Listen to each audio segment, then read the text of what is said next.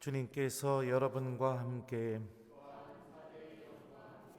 마테오가 전한 거룩한 복음입니다. 그때 예수님께서 수석 사제들과 백성의 원로들에게 말씀하셨다. 너희는 어떻게 생각하느냐? 어떤 사람에게 아들이 둘 있었는데 맏아들에게 가서 얘야, 너 오늘 포도밭에 가서 일하여라 하고 일렀다. 그는 싫습니다 하고 대답하였지만 나중에 생각을 바꾸어 일하러 갔다. 아버지는 또 다른 아들에게 가서 같은 말을 하였다. 그는 가겠습니다 아버지 하고 대답하였지만 가지는 않았다. 이 둘 가운데 누가 아버지의 뜻을 실천하였느냐?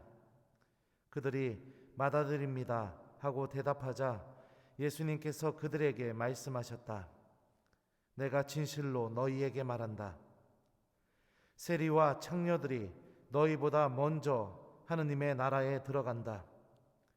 사실 요한이 너희에게 와서 의로운 길을 가르칠 때 너희는 그를 믿지 않았지만 세리와 창녀들은 그를 믿었다. 너희는 그것을 보고도 생각을 바꾸지 않고 끝내 그를 믿지 않았다. 주님의 말씀입니다.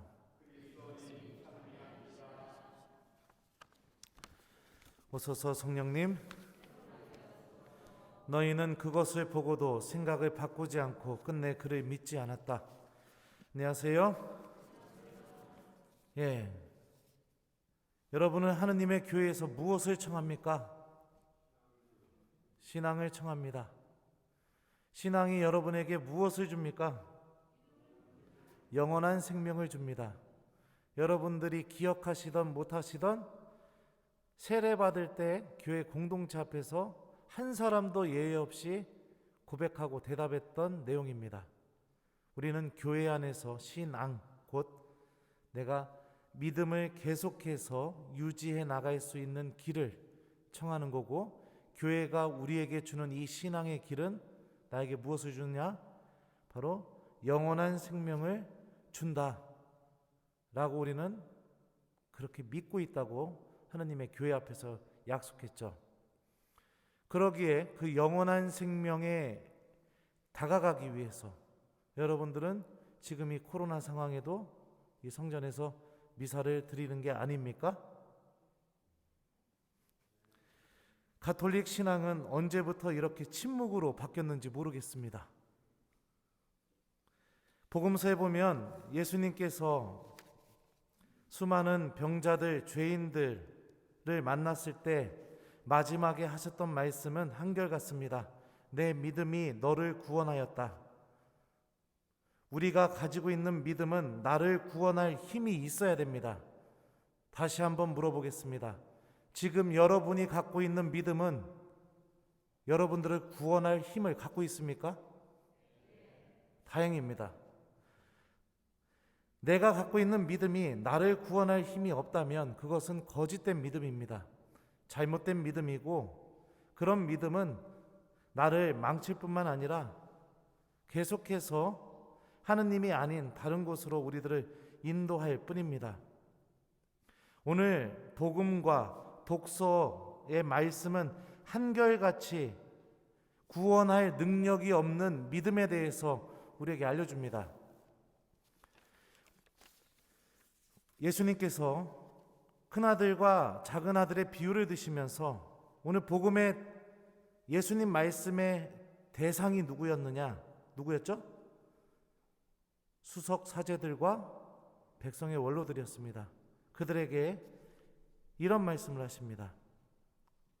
사실 요한이 너희에게 와서 의로운 길을 가르칠 때 너희는 그를 믿지 않았지만 세리와 창녀들은 그를 믿었다.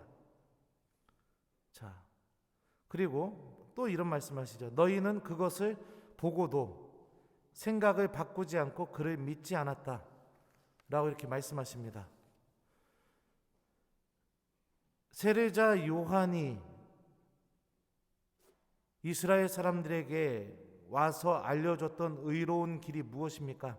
바로 회개하여라. 하늘나라가 가까이 왔다. 회개에 합당한 열매를 맺어라. 이런 이야기를 했습니다. 회개한다라는 것은 생각을 바꾸는 것을 의미합니다. 나의 생각 안에 하느님의 말씀이 함께 존재하기 시작하는 게 바로 회개하는 거죠. 이스라엘 사람들은 이미 율법을 통해서 하느님과 의로운 길을, 곧 올바른 관계를 맺는다고 생각하고 있었는데, 참 역설적으로 그런 이스라엘에게 세례자 요한은 회개하라고 얘기합니다. 이미 하느님과 좋은 관계를 맺는 방법을 알고 있는 사람들에게 회개하라고 하죠. 왜 그러느냐? 바로 율법 자체가 잘못된 게 아니라 율법을 대하는 이스라엘 사람들의 태도가 잘못되었기 때문에 그렇죠. 지키는 것, 지키기만 하면 아무 문제가 없다라고 생각하는 것, 그 안에 빠져버렸기 때문에 그렇습니다. 지금으로 따지면 주일 미사만 나오면 아무 문제가 없는 겁니다. 신앙생활에 지켰으니까. 그죠? 그런 믿음,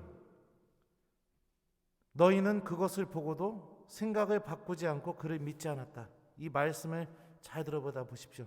봤는데도 생각이 바뀌지 않고 믿음으로 그것이 발전하지 못하는 상태. 바로 이게 우리에게 구원을 가져다 주지 못하는 믿음의 모습입니다. 절대 생각이 바뀌지 않습니다. 그리고 절대 믿음의 변화도 없습니다. 신부님이 평일미사나 성체조배 좀 나오라고 하면 어떻게 얘기할까요? 저 주일미사 나오잖아요. 신앙생활 하는데 뭘 또 더 하시라고 이러시는 겁니까? 이런 분들에게는 주일미사 한 대 드리는 것만이 신앙생활의 전부입니다. 그 이상으로 하느님과 가까워지는 것은 절대로 선택할 수 없습니다. 보고도 생각이 바뀌지 않는 믿음을 갖고 있기 때문에 그렇죠. 냉담자인 줄 알고 방문을 했던 적이 있었습니다. 그랬더니 고해성사를 하도 안 보셔가지고 신앙생활을 하고 있는데 냉담자로 분류됐던 몇몇 분들이 있었죠. 이런 분들에게 고해성사는 하느님의 용서와 자비가 이루어지는 성사가 아닙니다. 주일미사 빠졌을 때 성체 모시기 위한 하나의 절차일 뿐입니다. 왜냐하면 하느님의 신비를 보고도 생각이 바뀌지 않고 그 생각이 바뀌지 않기 때문에 믿음에도 변화가 절대 없기 때문에 그렇습니다. 신앙생활을 하면서 내 생각이 변화되지 않고 있고 내 삶이 바뀌지 않고 있다는 것은 그 믿음 자체가 구원을 가져다주고 생명을 가져다줄 수 있는 믿음이 아니라는 것을 우리는 알 수가 있겠죠. 신앙생활의 기쁨이 무엇인지 아십니까? 언제 이 기쁨이 불타오르는지 아세요? 너무나도 신기하게 나 같은 사람 안에서 하느님의 말씀이 갑자기 생각이 나서 내가 전혀 그동안 이렇게까지는 안 살아봤는데 그 말씀 때문에 내 삶이 바뀌게 되는 이 희열, 이게 가톨릭 신앙의 핵심입니다. 내가 죄인임에도 불구하고 갑자기 하나님의 말씀이 생각이 나서 내 삶이 하나님을 선택하게 되는 이런 엄청난 일이 벌어지는 것. 오늘 일독서에서 하나님이 이런 얘기를 하시죠. 그러나 악인이라도 자기가 저지른 죄악을 버리고 돌아서서 공정과 정의를 실천하면 그는 자기 목숨을 살릴 것이다. 자기가 저지른 모든 죄악을 생각하고 그 죄악에서 돌아서면 그는 죽지 않고 반드시 살 것이다. 자, 이 말 잘 생각해 보십시오. 죄를 뉘우치라는 얘기가 아닙니다. 내 생각이, 내가 하고 있는 생각이 죄로만 기울이는 상태에서 하느님께로 생각의 전환이 일어나는 거죠. 이게 생명을 가져다 주는 신앙이고 구원을 가져다 주는 신앙입니다. 오늘 복음도 그러죠. 예수님 비유를 잘 들어보십시오. 그는 싫습니다 하고 대답하였지만 나중에 생각을 바꾸어 일하러 갔다. 구원을 가져다 주는 신앙생활은 항상 하느님의 말씀이 동반되고 있습니다. 내 생각보다는 그 말씀이 인도하는 길을 선택하는 기쁨이 무엇인지를 압니다. 예수님께서 이렇게 말씀하셨으니까 한번 해보자. 이런 마음가짐이 항상 그 사람과 동행하고 있습니다. 그래서 어떤 상황에서든지 그분의 말씀이 떠오르고 그 말씀 때문에 나 같은 사람이 전혀 이렇게 선택하지 않았던 것들이 내 삶 안에서 이루어지는 것. 그로 인해서 나의 삶과 선택들이 조금씩 복음적으로 변화되고 계속해서 그 하느님을 선택한 그 선택 안에서 나오는 기쁨이 더 큰 열매들을 맺게 만들어주는 것. 이게 바로 구원을 가져다 주는 믿음이고 나를 살릴 수 있는 믿음입니다. 오늘 이 독서에서 바오로 사도는 예수님께서 간직하셨던 마음을 간직하라고 얘기합니다. 그리스도 예수님께서 지니셨던 바로 그 마음을 여러분 안에 간직하십시오. 그 마음이 뭡니까? 당신 자신을 낮추시어 죽음에 이르기까지, 십자가 죽음에 이르기까지 순종하셨습니다. 순종하다 라는 단어는요, 잘 듣다, 주의 깊게 듣다, 명심해서 듣다, 이런 단어에서 파생된 단어입니다. 십자가 죽음에 이르기까지 무엇에 순종하신 겁니까? 하느님의 말씀이죠. 여러분들 사복음서가 전하는 순환복음 잘 읽어보십시오. 공통적으로 증언하는 게 뭐냐면 예수님의 이 행동으로 하느님의 어떤 말씀이 이루어졌는지가 계속해서 복음서 저자들이 거기서 증언하고 있습니다. 그리고 심지어 요한복음에서는 예수님께서 돌아가시기 직전에 마지막으로 하신 말씀이 뭐예요? 다 이루어졌다. 뭐가요? 하느님 말씀이.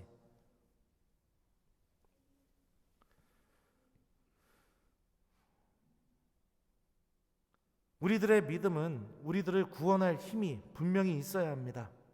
그리고 그 믿음에서 선택되는 행동들은 계속해서 우리들의 삶을 변화시켜줘야 됩니다. 하느님이 아무리 어떤 이야기를 해도 꿈쩍도 하지 않는 그런 신앙생활, 주일 미사 한 대만 지키면 아무 문제가 없다고 생각하는 그런 신앙생활, 죽어있는 신앙생활입니다. 신앙생활의 핵심과 기쁨은 하느님의 말씀이 나를 움직이는 이 놀라운 신비를 체험해 나가는 게 신앙생활의 가장 중요한 점입니다. 닫혀있는 마음, 변화되지 않는 삶. 신부님이 아무리 이야기해도 기도하고 있는데요, 미사 나오고 있는데요, 뭐가 문제예요?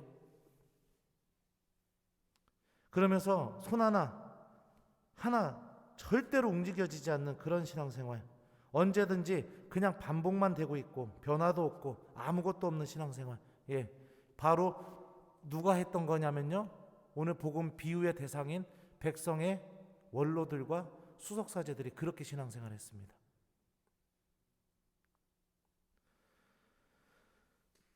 오늘날 우리 천주교 신자들에게 정말 필요한 회개가 무엇일까?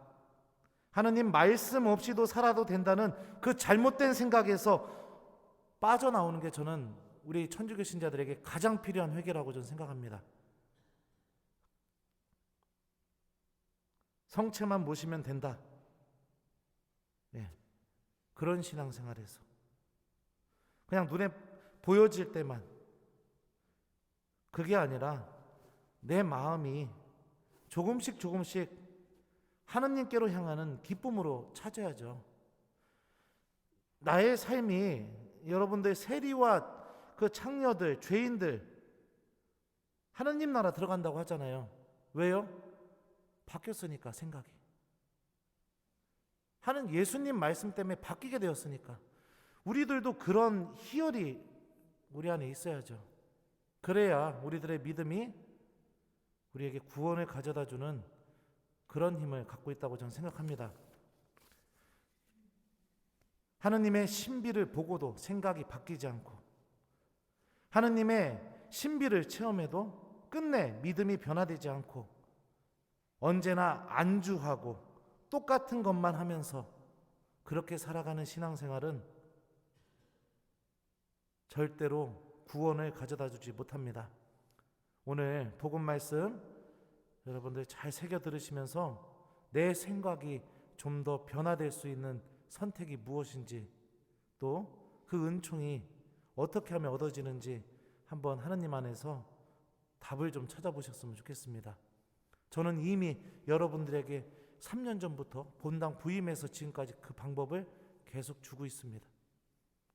뭐죠? 하루에 복음 말씀 한 구절만 기억합시다. 그러면 그 말씀이 여러분들을 움직이게 될 거라고 끊임없이 하고 있죠. 숙제 주겠습니다. 일주일 동안 여러분들 하루에 복음 말씀 한 구절만 좀 기억하면서 여러분들의 생각이 하느님 말씀 때문에 좀 바뀌게 되고, 여러분들의 삶이 하느님 말씀 때문에 좀 더 변화되는 그런 삶이 되도록 노력하는 한 주간 되었으면 좋겠습니다. 여러분들이 갖고 있는 믿음이 여러분들을 정말 구원하기를 저도 열망하고 희망합니다. 너희는 그것을 보고도 생각을 바꾸지 않고 끝내 그를 믿지 않았다. 아멘.